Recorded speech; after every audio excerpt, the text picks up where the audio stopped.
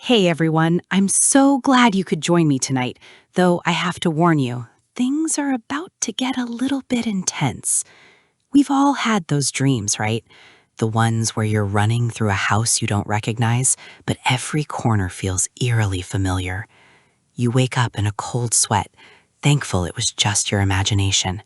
But what happens when the sun comes up and the feeling of being watched doesn't go away? Today, we are looking at the thin veil between our dreams and the waking world, because for some, the nightmare hasn't ended. It has only just begun. Take a deep breath, settle in, and let's explore the darkness together. Imagine walking through your own home in the middle of the night. You know every floorboard that creaks and every shadow the moonlight casts across the carpet.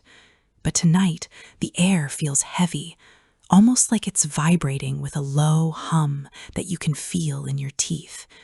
You reach for the light switch, but the bulb just flickers and dies. You tell yourself it's just an old house, just a coincidence.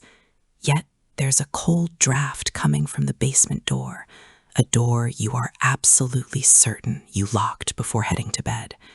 It's that subtle shift in reality that starts the spiral into true, unadulterated fear.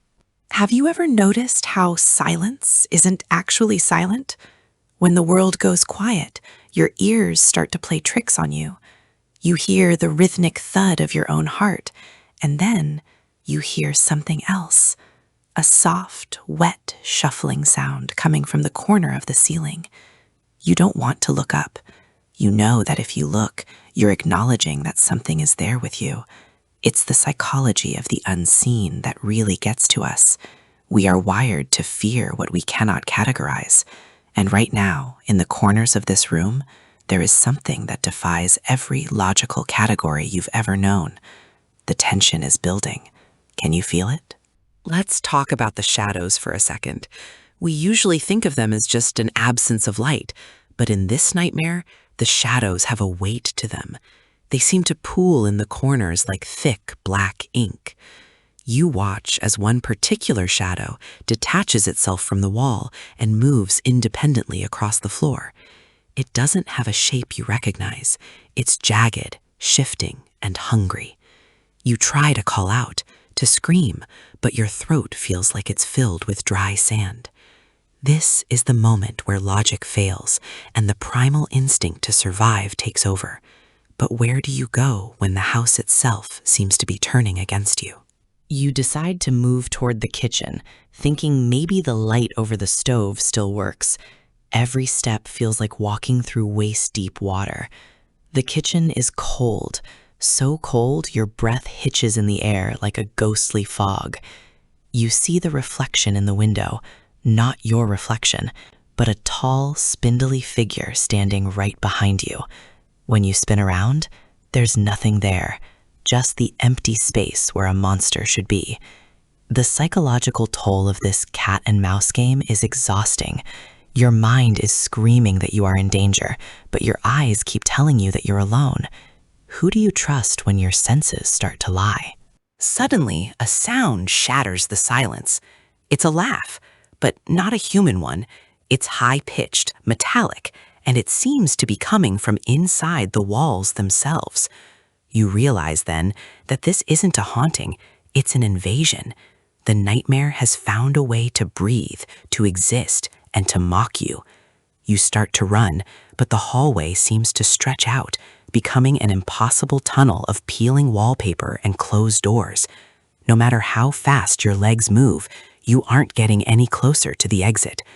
The geometry of your own home is warping, folding in on itself to keep you trapped within this waking hell. You stop, gasping for air, clutching your chest. You need to calm down. You tell yourself, if you can just find a way to wake up, this will all be over. But then you feel it, a cold, clammy hand brushing against the back of your neck. It's not a dream. The touch is too real. The smell of ozone and decay is too sharp. You turn slowly, terrified of what you'll find.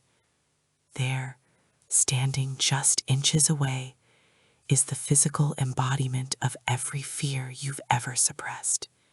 It doesn't have a face, just a void where features should be. It's waiting for you to realize that there is no waking up from this one. The entity begins to tilt its head, a sickening crack echoing through the room. It's studying you, feeding off the sheer terror radiating from your body. You realize that the nightmare didn't start tonight. It's been building for years, piece by piece, memory by memory. Every bad thought, every moment of guilt has been fuel for this creature. Now it's full grown, and it's hungry for the rest of you. You back away, hitting a wall that wasn't there a second ago. You're trapped.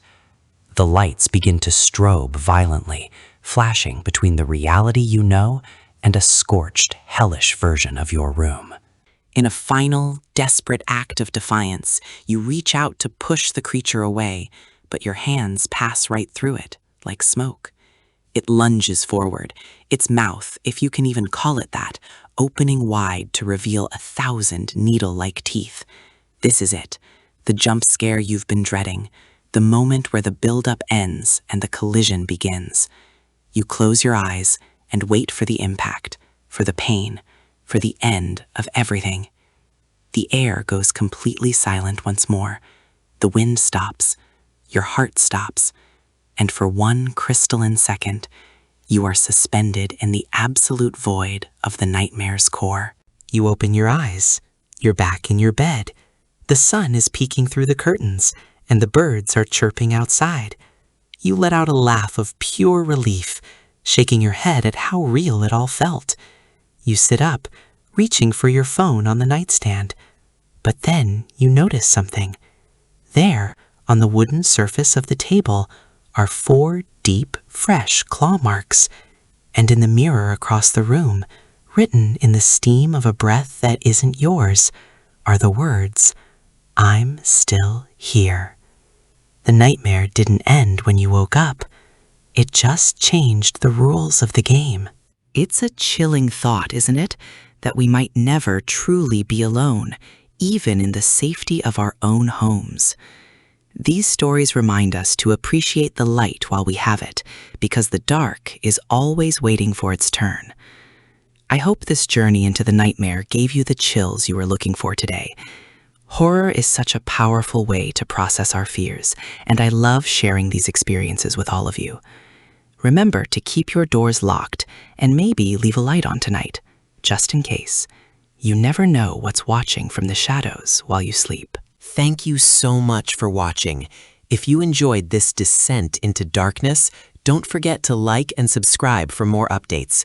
We have plenty more terrifying tales and jump scare builds coming your way very soon. Also, let me know in the comments, what is the scariest nightmare you've ever had? I'll be reading through them tonight, if I can keep my eyes open. Stay safe out there, stay curious, and most importantly, stay vigilant. The nightmare might be over for now, but the night is still very young.